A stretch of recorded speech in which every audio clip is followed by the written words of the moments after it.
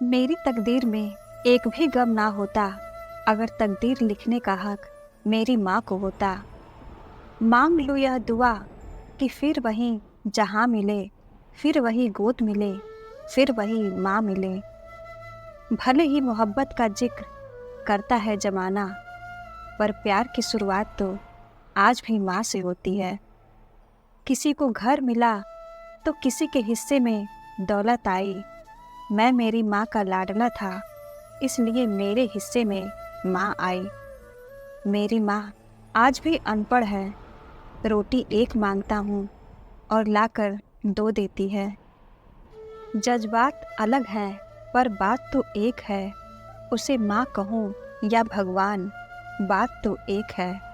इस दुनिया में सभी के कर्ज चुकाए जा सकते हैं, लेकिन एक माँ का कर्ज ऐसा होता है जो किसी कीमत पर नहीं चुकाया जा सकता। माँ बाप उम्र से नहीं बल्कि फिक्र से बूढ़े होते हैं। कड़वा है मगर सच है। जब बच्चा रोता है तो पूरी बिल्डिंग को पता चलता है, मगर साहब जब माँ बाप रोते हैं तो बाजू वाले को भी नहीं पता चलता। ये जिंदगी की सच्चाई है साहब। मन को समझाने वाली माँ और भविष्य पहचानने वाला पिता, यही दोनों इस दुनिया के एकमात्र ज्योतिषी हैं।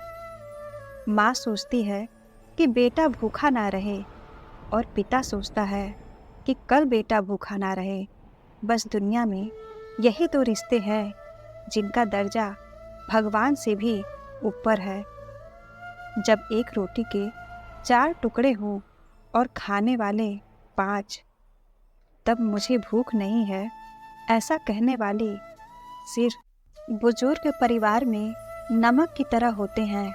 जैसे नमक से भोजन का स्वाद बढ़ता है, वैसे ही बुजुर्गों से परिवार में संस्कार बढ़ते हैं। भोजन में नमक का और घर में बुजुर्गों का होना बहुत ज़रूरी है। एक गरीब माँ की झोपड़ी में 5 बेटे तो समा जाते हैं, लेकिन 5 बेटे के बंगले में एक माँ नहीं समाती है। कड़वा है मगर सच है। जब जब भी ये तकदीर दगा देती है, माँ की मुस्कुराहट उम्मीद जगा देती है।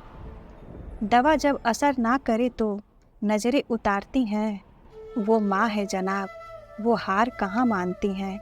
परेशान होता हूँ जब भी सीने से लगा लेती हैं, मरहम सी लगती है माँ, हर दर्द मिटा देती है। माँ ना होती तो वफा कौन करेगा, ममता का हक अदा कौन करेगा। या रब सबकी माँ को सलामत रखना, वरना हमारे लिए दुआ कौन करेगा। समाज के डर से फैसले मत बदलना, क्योंकि समाज सिर्फ नसीहत देता है, खाने को रोटी नहीं। जिंदगी में उस इंसान को कभी भी परेशान और दुखी मत करना जिसके पास पुकारने को ईश्वर के सिवा और कोई ना हो।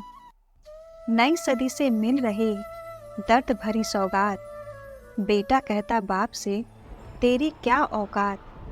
पानी आंखों का मरा, मरी शर्म और लाज, कही बहू अब सास से घर में मेरा है अब राज। भाई भी ना भाई पर अब कर रहा विश्वास, बहन पराई हो गई और साली बन गई खास। एक बात हमेशा याद रखना, मंदिर बनाना, मस्जिद बनाना, अनाथ आश्रम बनाना, अस्पताल बनाना, गुरुद्वारा बनाना, चर्च बनाना, स्कूल बनाना, पर कभी भी वृद्धा आश्रम मत बनाना। अपने माता पिता को हमेशा अपने दिल से लगा कर रखना।